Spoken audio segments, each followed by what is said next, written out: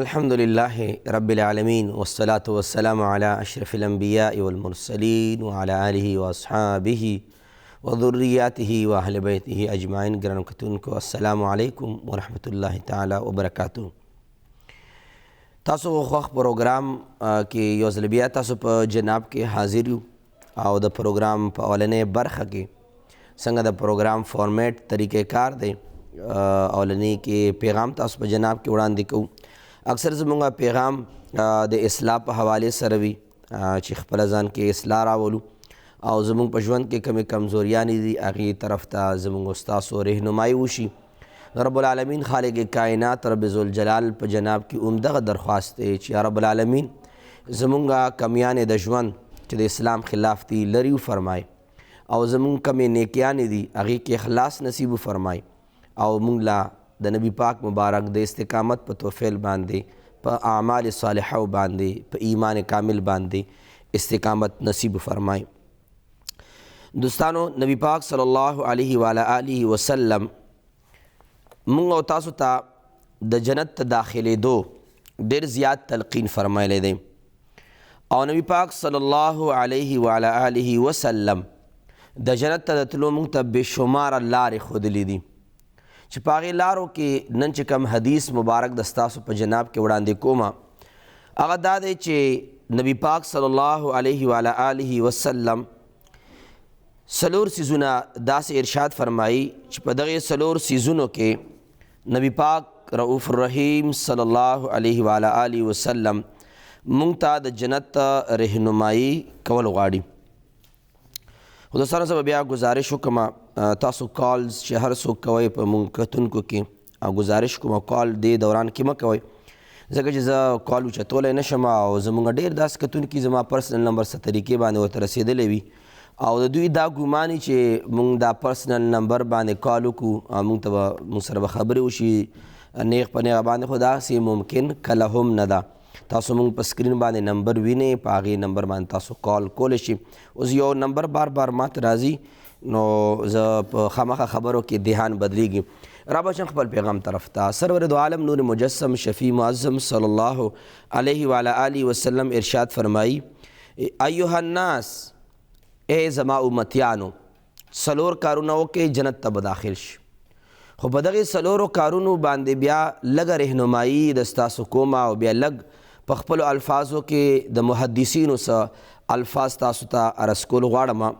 نبی پاک صلی الله علیه وسلم فرمایي ای زما امتیانو افشو السلام، اولنی کار تاسو دا وکړئ چې سلام واچوئ، سلام خور کې په هر چا باندې سلام کوئ. وضاحت کومه وروستو. دویم نبی پاک صلی الله علیه وسلم ارشاد فرمایي واطعموا الطعام، لوږو خلکو ته روټۍ ورکئ. څوک د روټۍ محتاجي او ته د بل چا د روټۍ وزدار وي نو نبی پاک صلی الله علیه وسلم مبارک ارشاد فرمایي تاسو روټۍ ورکئ بل چا ته. بیا نبی پاک صلی الله علیه وسلم دریم نمبر چیز فرمایي وصلوا الارحام، رشتہ دارۍ برابر وساتئ، رشتہ دارۍ کې جوړ راولئ. څلورم نمبر نبی پاک صلی الله علیه وسلم فرمایي وصلوا باللیل والناس نیام، او تاسو د شپې په هغه حصه کې الله تبارک وتعالی په جناب کې سجدې وکئ چې کم وخت کې خلک اوده پراته وي، یعنی مراد ترېنه د تهجد لمونځ دی. نبی پاک صلی الله علیه وسلم مبارک دغه څلور څیزونه وښودل او د څلورو څیزونو ښودلو نه بعد نبی پاک صلی الله علیه وسلم ارشاد فرمایي تدخل الجنة بالسلام، نبی پاک فرمایي بسلام، او تاسو بیا د دغې اعمالو کولو نه بعد به ډېر په امن او سلامتیا باندې تاسو جنت ته داخل شئ. گویا څلور اعمال نبی پاک په دې حدیث مبارک کې مونږ ته داسې وښودل چې گویا دا څلور یو پل دی او دغه پل لاندې یو څلور پیلرې دي، یو سر د سته هغې باندې ته ولاړې او دغې پل په بل سر اختتام کې جنت موجود دی. اوس په دغې پل باندې اوړېدل نه بعد سمدستي تا جنت ته داخلېدل دي، خو دا پل په څلورو پایو باندې په څلورو پیلرو باندې ولاړ دی، څلورو ستنو باندې ولاړ دی. هغه څلور ستنې نبی پاک صلی الله علیه وسلم فرمایي اول نمبر دا دی چې سلام عام کوئ، هر چا باندې سلام کوئ. بل حدیث مبارک موږ ورسره یو ځای کو نو نبی پاک فرمایي چې که څوک پیژنې هم سلام پاچوه او که څوک نه پیژنې هم سلام پاچوه. نبی پاک مبارک که د بل حدیث مبارک لږه ټوکړه ورسره واخلو، نبی پاک صلی الله علیه وسلم فرمایي چې د قیامت علاماتو نه یو علامت دا ده چې خلک به په پیژنګلا خلکو سلام کوي او چې څوک نه پیژني هغې باندې به سلام نه چې دا د قیامت علاماتو نه یو علامه ده. او دا زما د پیغام هغه برخه ده چې په دې باندې زه گزارش کوم. دوستانو نبی پاک صلی الله علیه وسلم څلورو څیزونو کې اولنی څیز دا وښودو چې یو بل باندې سلام کوئ. دا سلام چې دا عام کوي. زموږ ستاسو په رواج کې او زموږ ستاسو په دغې حالت حاضره کې ټول ناول چې موږ چاته کال کوو نو هیلو څوک اور مختلف قسمه تاسو کالز هم راځي. موږ چې کله هم کال اخلو نو سلام کوي یا څوک سلام جواب وکړي یا څوک سلام وکړي، همدغه طریقې کار پکار دی. نو موږ استادو چې څومره طریقې کار دی، د ګډ مارننګ، د ګډ نون او د ګډ نایټ خبره ده، د بای خبره ده، والسلام په ځای باندې بای، اوکې، ګډ وغیره وغیره چې کوم الفاظ میسج کې لیکلی کېږي. نو د موږ استاسو نبی پاک مبارک د معاشرې د ښې معاشرې نوم دا دی چې انسان د ملاقات په دوران کې د سلام نه آغاز کوي. نبی پاک صلی الله علیه وسلم سنت ژوندي کول پکار دي. خپل دا نه دي ظاهرول پکار زه په انګلیش باندې پوهېږم یا انګلیش باندې زما له د انګلیش ورډز راځي، الفاظ راځي، زه استعمالولی شم او زه داسې الفاظ ویلی شم چې یو بل سره مونږه کلام او خبر اترې کولی شو، پوهېدی شو. په نبی پاک صلی الله علیه وسلم سنت را ژوندي کول چې دي دا د بهترین او د حسینې او د نورانی او روحانی معاشرې دپاره لوی سبب دی او هغه معاشره په پر انور وي، پر کیف وي، روحانیت والا وي چې کم کې د نبی پاک صلی الله علیه وسلم مبارک سنت ژوندي کېږي. ټیک ده دوستانو، که چېرې یو انسان د هیلو باندې عادت دی، هیلو مو وایه، هغه ځان له خبره چې په دې کې علما کرام خبرې اترې ضرور کوي. هیلو مو وایه خو سلام هم اول سلام ووایه بیا هیلو ووایه. پکار ده چې اول سلام وویلی شي. دارنګ په کور کې مونږ پښتو کې وایو ستړي مه شئ، په خیر راغلې. او دارنګ کور کې چا کم یو زبان وي، کم اردو ده، هندکو ده، پنجابي ده، سندي ده وغیره، نو موږ پکې کم الفاظ د پښتو استعمالو. هغه الفاظ هم دعایي الفاظ دي، خو لیکن دعایي الفاظ هغه ډېر زیات بهتر دي چې کم نبی پاک د احادیثو نه ثابت دي او هغه د سلام والا الفاظ دي. کور کې داخل شي، کاکا مې رالو، لالا مې رالو، بابا مې رالو، بابا څنګه یې مونږ غاړه ورته ورکړو خپل بچو ته، بچی څنګه یې، نه بچو باندې سلام، کور والا باندې سلام. او بعضې تیر په تیره مونږ دا هم ویلی شو چې زمونږ په بعضې پښتنو کورونو کې خاوند په ښځه باندې سلام واچي، جوائنټ فیملی وي، مشترکه فیملی اوسیږي، خاوند په ښځه باندې سلام واچي، نو مونږ بد ګڼو چې خاوند څه پکار دي چې خلکو مخکې ښځې باندې سلام اچوي. حالانکه دا تصور غلط دی. تصور دا دی، نبی پاک مبارک تعلیمات دا دي چې کور ته داخلیږي نو سلام په بچو باندې، په کور والا باندې، مور باندې، پلار باندې سلام اچول پکار دي. بیا وروستو د خپل د پښتو، د اردو، د هندکو چې کوم الفاظ دي، په خیر هلئ، ستړی مه شئ، څنګه یې په خیر راورسېدې، څنګه صورتحال و، سلار کې مسله، دا وروستو بیا د پښتو چې کوم طریقې کار دی دا هم یو د اسلام د احکاماتو د تعلیماتو سره تړلی شوي خبرې دي. خو لیکن اسلام موږ ته د سلام درس راکوي. نو پکار دی چې موږ ستاسو سکول کلاسونو کې زه چې کله هم سکول کلاس ته دننه کېږم یا چېرته لیکچر ته لاړ شو هلته، نو هلته کانسیپټ تصور دا جوړ وي چې راځي به ټول ودرېږي، ګډ مارننګ سر. ټیک ده، ګډ مارننګ سر بیا په خپل ځای باندې بد ورته نشي ویلی، خو لیکن زموږ نبی پاک صلی الله علیه وسلم ګډ مارننګ نه دی ویلي. نبی پاک صلی الله علیه وسلم مبارک موږ ته چې کوم تعلیم پرېښودی، استاذ به راځي او طریقې کار دا دی چې ولاړ به په ناستو باندې سلام اچوي، ولاړ به په ناستو باندې. نو استاذ له پکار دي چې دا ولاړ دی، سټوډنټان کلاس کې ناست دي، ورته ودرېږي سټوډنټان او استاذ ورته وایي چې السلام علیکم، شاګردان ورته وایي چې وعلیکم السلام. څومره بهترینه دعا نبی پاک صلی الله علیه و آله وسلم موږ ته د تعلیماتو په صورت کې پرېښودې ده. نو سلام به واچي، شاګردان به ورته وعلیکم السلام وایي، که بیا وروستو ګډ مارننګ وایو، که ګډ نون وایو، که بیا هر څه وایو، نو په هغې کې هم څه قباحت نشته دی. خو صرف دومره وایم چې نبی پاک صلی الله علیه وسلم مبارک چې موږ له کوم تعلیم راکړی چې سلام چې کوم تعلیمات یې دا خواره کوي، سلام پھیلاو کې هر چا باندې سلام اچوئ، که څوک پیژنئ هم سلام په کوئ، څوک نه پیژنئ هم سلام په کوئ. او ورسره یو بله خبره به زه ورسره د فایدې په بنیاد باندې ایډ کما، یو ځای کما، هغه دا چې مونږ سلام سره لاس اوچتو.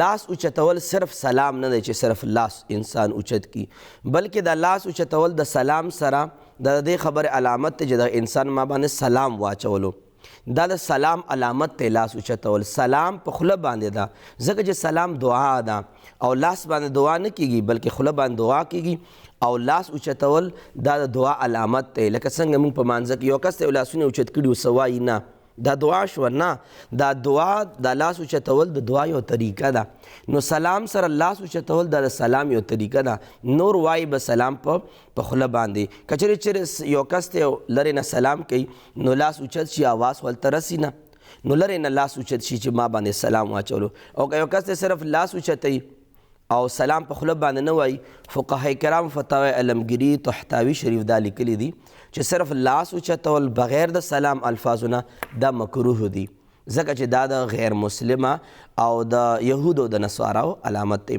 نو لہذا موږ صرف لاس نه دی اوچتول پکار تاسو وینئ په سټیجونو باندې سټیج باندې تاسو وینئ چې کم کسان موږ سیاسي لیډران راشي نو موږ لاسونه داسې خوځو نو چې لاسونه خوځئ خو په خوله باندې یو سلام ورته ووایئ چې السلام علیکم بیا لاسونه خوځوه که لاسونه هغه وخته پورې خوځولی شي څو وخته پورې لاسونه نه ستړي شوي خو سلام چې کومه مسنونه طریقه د سلام اچول خو پکار دي که صرف لاس اوچتول دا علما کرام فرمایي چې بغیر د سلام د وینا نه صرف لاس اوچتول چې دا مکروه دي بهرحال نبی پاک صلی الله علیه وسلم مبارک مزید ارشاد فرمایي واطعموا الطعام څوک د خوراک محتاج دي او څوک د خوراک ورکولو وسدار وي وسدارو له پکار دی چې بېوسه خلکو له خوراک ورکي نن سبا ورځې او شپو کې ډېر خلک محتاج دي وصلوا الارحام او رشتهدارۍ کې جوړ راولي توړ نه جوړ راولي او څلورم نمبر دا وصلوا باللیل والناس نیام او دا چې کم وخت کې خلک ودی ته راوچت شو الله پاک ته مونځو کې تهجد مونځ نبي پاک فرمایي دا څلور صفات چا ځان کې راوستل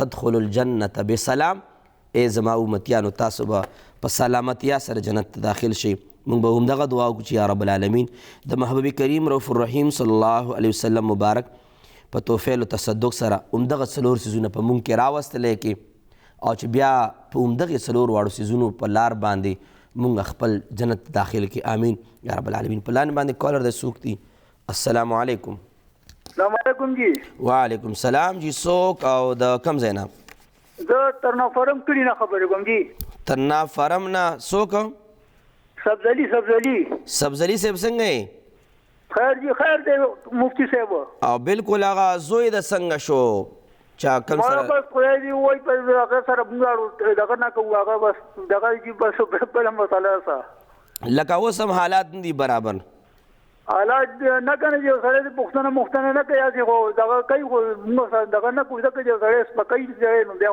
خو نه کنه او جی او نور سبزلي صاحب نور څنګه ترنا فارم کې اوس هم شاد مادخه خرڅېږي که څنګه ښه مالدار شاشته کړي پکاري نو د درویش جی او اوریجنل وی که نه د هو والا وي چینی والا نه اصلي سرکاري دنه فارم نه به سرکاري اخلي هغه ذاتي خري هغه بیا گزاره کوي هغه خو د آباد په سړکو چې خري کې دې کې لږ ملاوټ کیږي او بس هغه یو کس خو په پیو کې اوبه نه اچولې بلکې په اوبو کې پی اچول چا ورته چې اوبو کې ملاوټ مه کوه زه خو په پیو کې اوبه نه اچوم زه خو په اوبو کې پی اچوم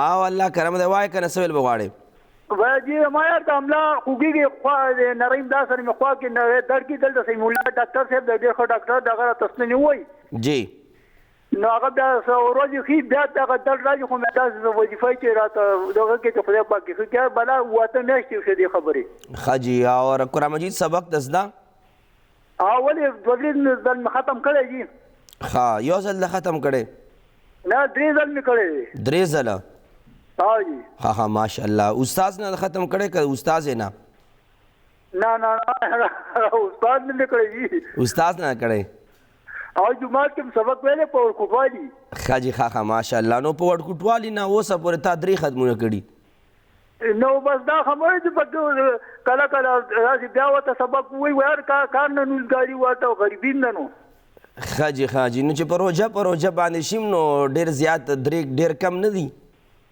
او دا خبره خدا دا صحیح خبره خو موږ ورته لکه ډېر سبق نه وي خو لږ به مې وي ښه جي سبزلي صاحب تا سره چې خبرې اترې کومه ماله مزه راکوي ځکه تا سره خبرې اوږدې کړم او جی یو مسله بل هم درته پېښ کوم جی هغه زما یو بل زوی هغه باندې یاد د مرګو چپره دي بیوشي پروز هم داسې پړ مخ پروز نو وګم شي نو هغه لا موډل لا جو ولاندې دلته سي مولا ډاکټر ته به تستری مونږ وای جی هغه بیا ځای سو گزارو چې کله کله پروز هغه یار سنو مې دی بچی دم هغه زرلی نامه زرلی او جی زرلی یو خجی بس سبزلی صاحب ډیره مهرباني خوشحاله اوسئ آباد اوسئ الله پاک د بیمارۍ هم ټولې ښې کا خبرې اترې به کوو تاسو سره هم خو پروني څه سوالات پاتې دي هغې له هم راځو ځکه چې سبا به د ترجمې پروګرام وي په هغې کې بیا جوابات ممکن نه وي او پیر ورځې ته خبره پاتې شي نو بیا کتونکي انتظار ډېر کوي راځو سوالاتو طرف ته او په لنډه باندې به راځو او تاسو هم موږ سره د واتسپ د لارې میسیجونه رالیږلی شي او کالز هم کولی شي راحت خور وایي د راحت خور وایي د مینګورې نه چې زما خوب کې منډک لیدو او کمرې ته دننه شوم یو چت خوب یې لیدلو چې چت بیا خراب و ډېر تفصیلي خوب و او غالبا د بچو هم مسله ورته چې د چا باره کې خبره کوله راحت خور تاسو له جواب در کومه تاسو به بالکل تیار اوسېږئ او په لاین باندې چې کوم کار دی هغې سره اول خبرې کوو السلام علیکم السلام علیکم وعلیکم السلام څنګه مفتي صاحب ښه یې خورې څوک او کم ځای نه سلمان مور یم د پېښوره جی خوراکې څه ویل به غواړې زما خاوند وفات شوي دا یو نیم کال شو ښه جی نو د هغه سره پنشن پیسې جمع شوي دي لکه چپړاسي د هغه نه دي خو که زما زوی وي چې کو 1 لک وي 2 لکه وي نو دې پس به ستا زکات راځي څوک وایي زکات به راځي څوک وایي زکات به راځي زوی مې وایي زوی زکات به راځي چې دې راته وایي چې دې پس به ستا زکات راځي هغه به تې وباسي ښه جي نو زه یم چې تاسو ما له په دې دغه وکړئ لکه ما زه خو خپله قرضدار یم یم د لور پیسې دي را باندې جی او لکه یو زلمي زوی مې دی دا سلمانه جی دا ډېر زیات نافرمانه غونته دي مونځ او دس هم داسې نه کوي جی او قرضونه ډېر زیات کوي که د دې دپاره تاسو وظیفه راکړله جی او دغه د زکات د پیسو په باره کې تاسو راته ووایئ نو زکات پکې شته او که نه یا به 1.5 لک وي یا به لک وي 1.5 کال شو چې دا وفات شوی ما ته لا میلو نه دي ښه جي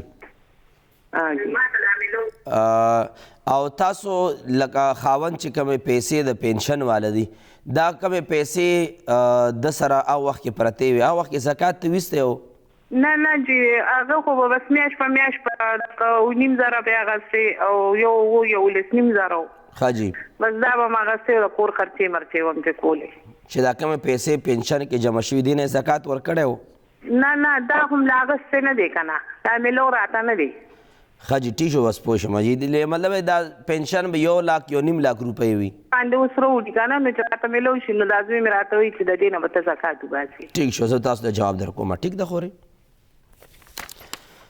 راحت خورې کوم خوب تاسو لیدلی یا کوم حواله تاسو راکړې وه هغې لیدلی و نو د دې لنډه خبره پکې دې کې دا ده چې انشاءالله العزیز ښکاري داسې دغې خوب نه چې دا چا خوب لیدلی دی او بې اولاده ده الله پاک به صالح اولاد ور نصیب کړي او کم د واده چې کم کا واده چا سره کړی د حالات واقعات د خاوند سره برابر نه هغې توجه نه ورکوي انشاءالله العزیز د الله پاک به بهتر کړي خو چونکې چت لږ خراب په نظر باندې راغلی دی نو انسان چې کم امیدونه وي هر یو څیز 100% خو د زړه مطابق کیدی نه شي خو بهرحال خوب ښه خوب دی ښه اشاره ده الله پاک به بهتري راولي او وظیفه ورته ووایه چې یا وارثو وظیفه کوي 200 ځلې د بچو دپاره الله پاک د رحم وفرمایي د ماخلو د مینه بعد دوباره رسو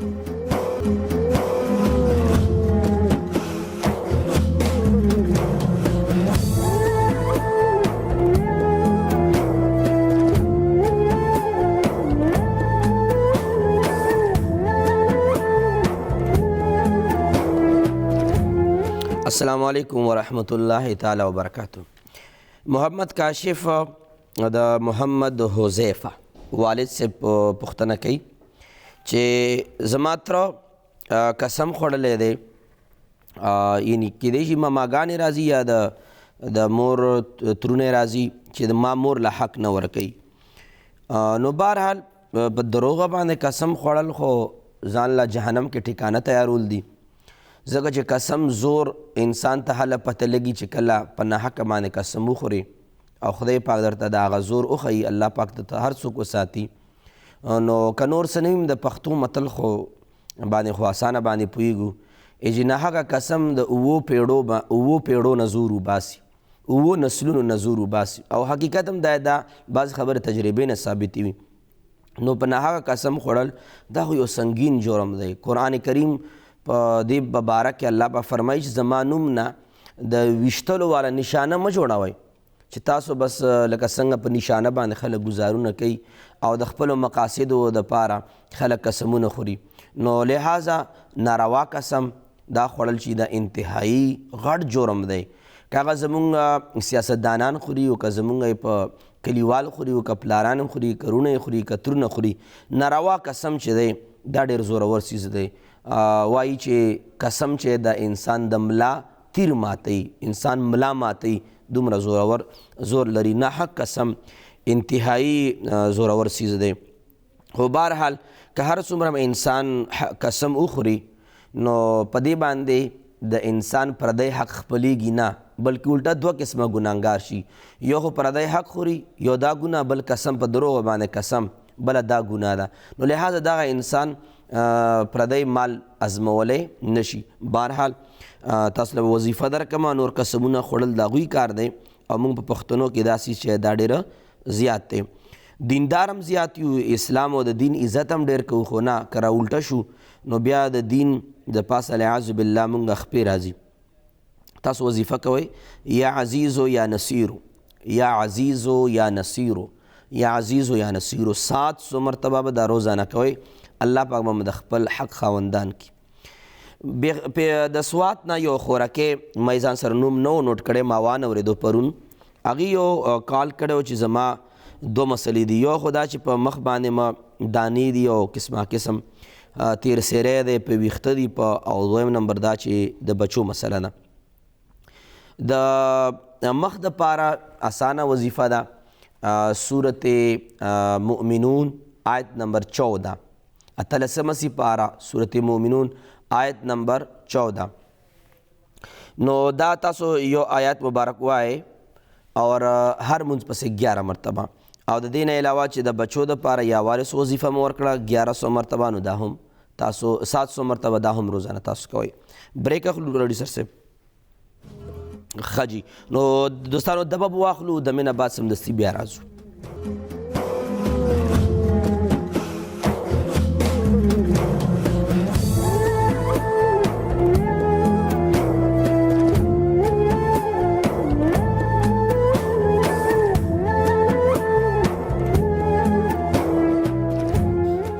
السلام علیکم ورحمت الله تعالی وبرکاته. سلما خور پرون پېښور نه مونږ یاد کړي، وایي چې د بینک کې مونږ پیسې چاله ورکړي دي په منافع باندې، چې نیم په نیمه باندې ګټه به تاله درکو، دا خو به سود نه راځي. یاد ساتئ دوستانو، د اسلامي د خرید و فروخت یعنی د خرڅېدو د اخیستو چې کوم اصول ذکر دي، په هغې کې یو ته ویلی شي مشارکت، بل ته ویلی شي مضاربت، او دارنګې تیر په تیره نور هم داسې طریقه اسلامي شته چې هغې کې موږ تاسو په اسانه باندې خپل کاروبار ترسره کولی شو.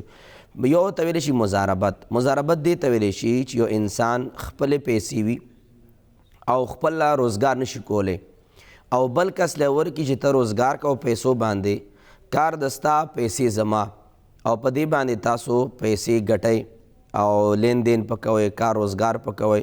نیمې دستا نیم زما، نیمې نه مراد پیسې به فکس کوي نه چې په دې کې 50,000 مال راکوه او باقي چې څومره زیاتې پاتې شي یا کمې پاتې ستا شوي، نه بلکې فیصدي به مقرر کوي. یعنې مطلب چې 50% ستا 50% زما، که هغه بیا هر 100 روپیه وګټلی شي نو په نیمه باندې به تقسیمي. په دې کې څه خبره نشته دی. خو لیکن چې تاسو یو بله خبره کومه کړې وه نو په هغې باندې هم لږ وضاحت کومه چې معلومات نشته چې هغه کس په حرامو کار کوي که حلالو کار کوي، نو په دې صورت کې دا ګټه څنګه ده. لږ وضاحت کوم خو لیکن د کال نه بعد. السلام علیکم. السلام علیکم مفتی صاحب. وعلیکم السلام ورحمت الله. خورې څوک کوم ځای نه؟ زه د محمد امي خبرې کوم د ګلبهار نه. جی د محمد مور به څه ویل غواړي؟ دا د مفتی صاحب د ما بیګا یو خوب کتلی دی. جی لکه زمونږ کوري زما د ځان کاروبار نشته که نه. جی ښه جی، نو غالبا چې کال کې څه مسله راله، خو بهرحال پاتې شو دا خبره چې د ستاسو معلومات ضروری دی، ځکه چې یو خدای چې انسان پته وي چې دا فلانکې کاروبار کوي او دا حلالو کاروبار کوي، به زه له پیسې ورکومه، کاروبارونه معلوم دي، نو که په دې بنیاد باندې انسان ورکوي نو څه پروا نشته. خو داسې په پټو سترګو باندې چې امکانات د دې وي چې کیدای شي حرامو کار په وکړي، نو علما کرام فرمایي چې په مضاربت کې دا ویل ورته ضروري دي چې ته به ما دپاره د حلالو ګټه کې، ته به منډه ترډه د حلالو وهې، او باقاعده ته به د هغې د کاروبار په حوالې باندې ځان آګاه کې، ځان معلومات به اخلې ترې نه چې ته په دې باندې څه کاروبار کې، کله تا ورسره فاینل کړه او هغه هم درته ویل چې او زه به حلالو کاروبار کوم، فلانکې روزګار کوم، ډینګلی روزګار کوم، او تا ته یې شو کړه داسې، او بیا وروستو حرام وکوله، نو بیا هغه ګنهګار دی، تا دپاره حلالې دي. خو داسې کله هم نه دي کول پکار چې بس یو کس لی ورکې او نه دې پته لګي چې سود پکوي او نه دې پته لګي چې پراپرټي پکوي، خو تا د ګټې ته یو دوه ویلي وي، نو لحاظه په دې صورتحال کې انسان په دغې خپل کاروبار کې بیا په ګرفت کې راځي. الله پاک زموږ حلالو روزگار اور روزی نصیب کی. السلام علیکم. وعلیکم السلام. مفتی صاحب څنګه یې؟ الله کرم دی. جی څوک او کم ځای نه؟ ندیم خبرې کوم جی نوخار نه. جی ندیم بھائی تاسو څنګه یې؟ خیر یې؟ د رب العالمین فضل دی.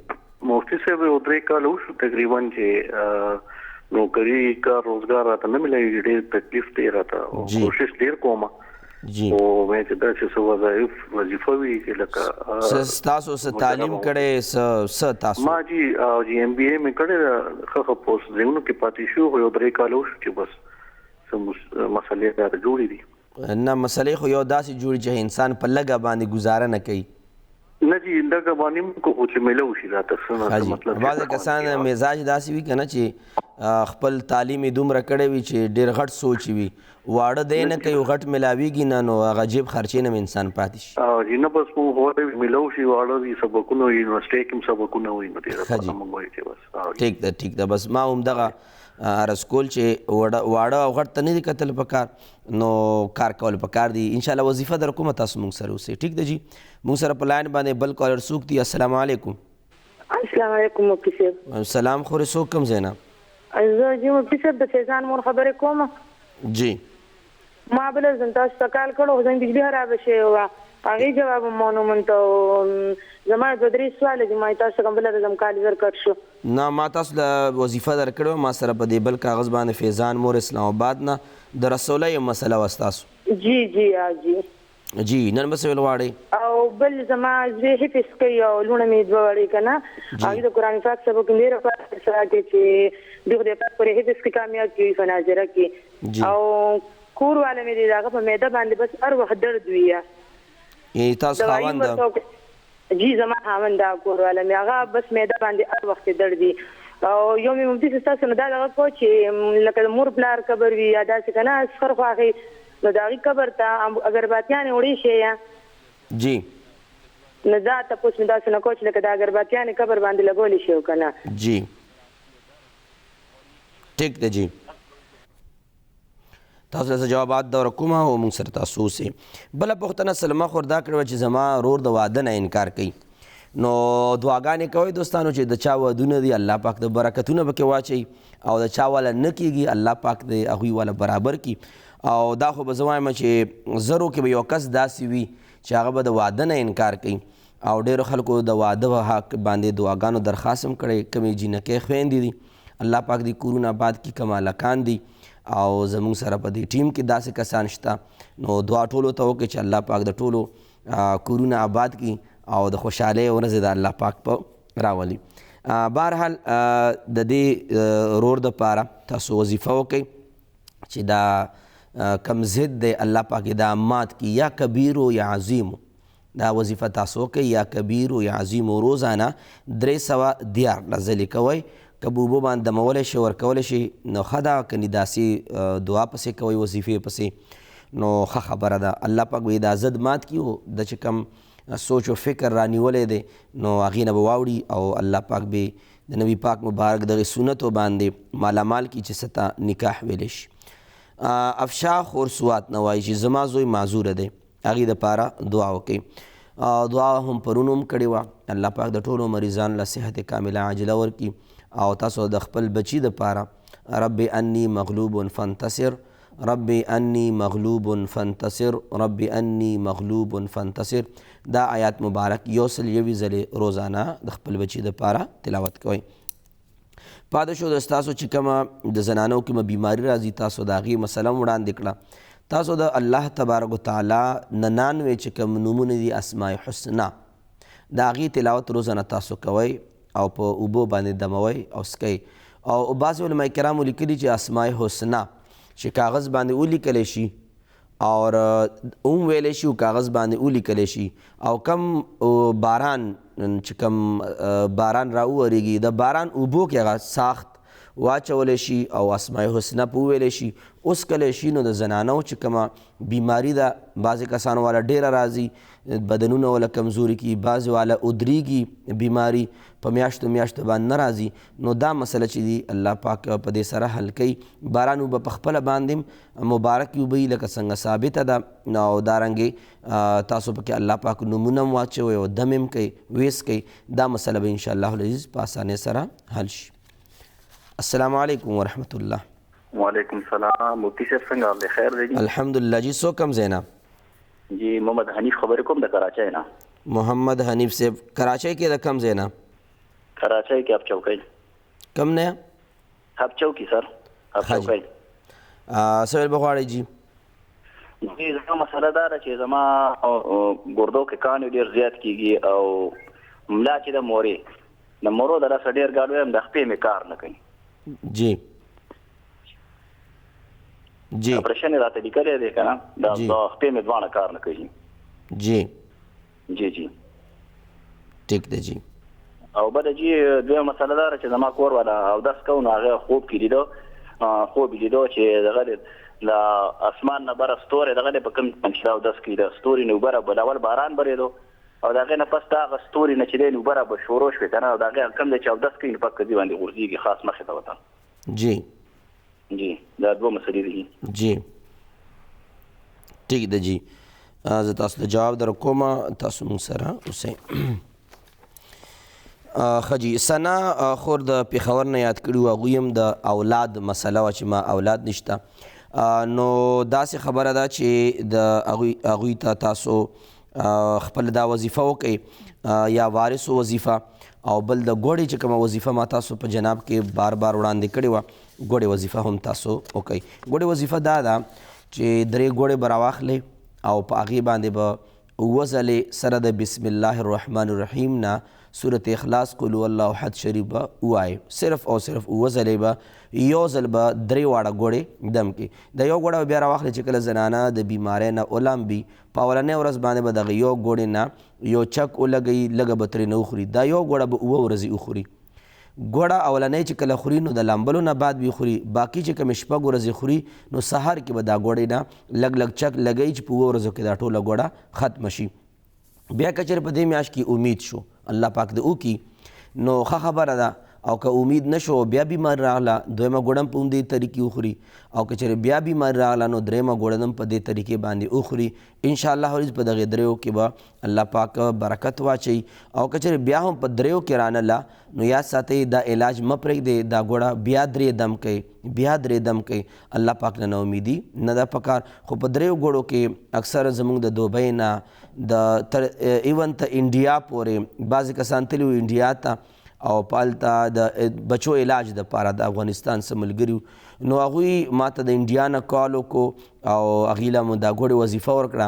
رب العالمین ورته صالح اولاد ور نصیب کړل. انګلینډ کې داسې دوستانو او هغوی څه وظیفه غوښتې وه او انګلینډ کې هم ډېر زیات علاج کړی الله پاک وله جوړه 2 نارینه اولاد ورکړه. دارنګې رب العالمین کرم نوازي ورکړه عطوا چې دا ډېره وسیع ده او ذریعه ګوړې وظیفه جوړه شي او الله پاک داسې هم ورکولی شي. خو بهرحال دا هم یو روحاني علاج دی چې موږ د مرشد پاک رحمت الله علیه مبارک نه پاتې شوی علاج دی. نو تاسو به دا طریقې کار وکړئ. سبزلي د ترناب نه یاد کو چې مملا کې مدر دی. نو تاسو به چونکې قرآن مجید تلاوت په باره کې ما تاسو ته ویل، نو د سورت توبه آخري 2 آیاتونه تاسو د سحر او د ماښام یا د ماخوستن مونځ نه بعد 2 ځلې 2 ځلې یا 3 ځلې تر 11 ځلې پورې 2 آیاتونه تاسو تلاوت کولی شئ. سورت توبه 11 سپارې اخیری 2 آیاتونه سحر مونځ نه بعد ماخوستن مونځ نه بعد صرف اور صرف 2 ځلې 3 ځلې تر 11 ځلو پورې. او د بچی چې کوم میرګو مسله ده، بچی له په غوږ کې اذانونه شروع کړي تر 40 ورځو پورې به ولا 15 اذانونه په غوږ کې کوي. یو غوږ کې 15 ځل اذان، په بل غوږ کې 15 ځل اذان، او دا عمل به 40 ورځې پورې کوي. سلمان مور پېښور نه یاد کو چې زما خاوند چې کومې پیسې پاتې شوي 1.5 لاک یا 2 لکه وغیره پنشن، نو هغې نه چې زکات وباسئ ویې باسئ ته زکات، د خاوند غاړه به هم خلاصه شي او د ستاسو به هم ثواب او اجر وشي. 1 لاک کې صرف اور صرف 2.5 روپۍ دي، او که 2 کالو وي نو 15,000 شوي، او که د یعنې 2 لکه وي 15,000 روپۍ شوي، او که 1 لاک وي 2.5 روپۍ شوي. نو خامخا د 2.5 روپۍ په دومره پنشن کې د ستاسو د خاوند پوره حق کېږي. زکات به زکات ادا شي، ثواب ورته ثواب میلاو شي. او زوی چې نافرمانه دی د همدغه سلمان، نو تاسو به خپل زوی له یا شهیدو یا حفیظو دا وظیفه به روزانه 100 ځلې کوئ، ورځې 100 ځلې، شپې 100 ځلې. او دې نه علاوه ندیم نوخار نه وایي چې د نوکرۍ مسله ده، MBA ما کړې ده. تاسو د ماخوستن مونځ نه بعد یا غفارو یا غفارو 1500 ځلې وایئ، یا غفارو یا غفارو یا غفارو 1500 ځل، او که مخکې 2 رکعاته نفل کولی شي ډېره بهتره ده. فیضان مور اسلام آباد نه وایي چې زما بچي حفظ کې دې دپاره وظیفه راکړي. بچو ته ووایئ چې خپله باندې د سبق نه مخکې یا قویو یا مقویو یا قویو یا مقویو دا وظیفه به روزانه 11 ځلې کوي د سبق نه وړاندې، یا قویو یا مقویو. او د خاوند د معدې مسله ده، د دې دپاره به وظیفه کوي سورت انا انزلناه فی لیلة القدر. سورت قدر به د سحر او د ماخوستن مونځ نه بعد صرف اور صرف 11 بار وایي، په اوبو باندې چوف کوي، سکي د معدې مسله به حل شي. او قبرستان کې قبرونو د پاسه اگربتی لګول د دې هیڅ ضرورت نشته دی. اگربتی د بوی لرې کېدو دپاره خره کوي. ها که چېرې چېرته قبرستان له څوک ځي او د دې دپاره اگربتی لګوي چې دا بوی ختم شي، نو پروا نشته دی. خو که چېرې د اگربتو چې کوم ډبې میلاویږي به 20 25 40 50 100 روپۍ باندې، او دا 100 روپۍ د الله په نوم فقیر له ورکړې او د خپل مړي د پسې وبخلې، نو د اگربتو لګول نه په قبرستان باندې دا 1000 چنده بهتره ده چې انسان پیسې د الله په نوم باندې د اگربتو والا ورکی. محمد حنیف کراچۍ نه د ګردو مسله، د ملا مسله، د دواړو دپاره تاسو وظیفه کوئ. 1 ځلې 71 بار تاسو سورت فاتحه روزانه ولد والین امینه پورې تاسو روزانه وایي، اوبو باندې دموئ. الله پاک در رحم وکړي. کم خوب یې لیدلی دی، خوب نه معلومیږي دا چې الله پاک به د ستاسو غیبي مدد کوي، الله پاک به غیبي د کار او د روزګار مسایل حل وفرمایي. رب العالمین زموږ ستاسو دواړو جهانو خوشحالیانې نصیب کړي. زموږ ستاسو کوم څومره خلک دي او دعاګانې یې موږ تاسو ته ویلي دي، د چا کم مشکل وي بارگاه رب العالمین کې د زموږ تمام مشکلات حل فرمایي او تمام حاجتونه جایز مونږه رب العالمین قبول او منظور فرمایي. السلام علیکم ورحمة الله وبرکاته.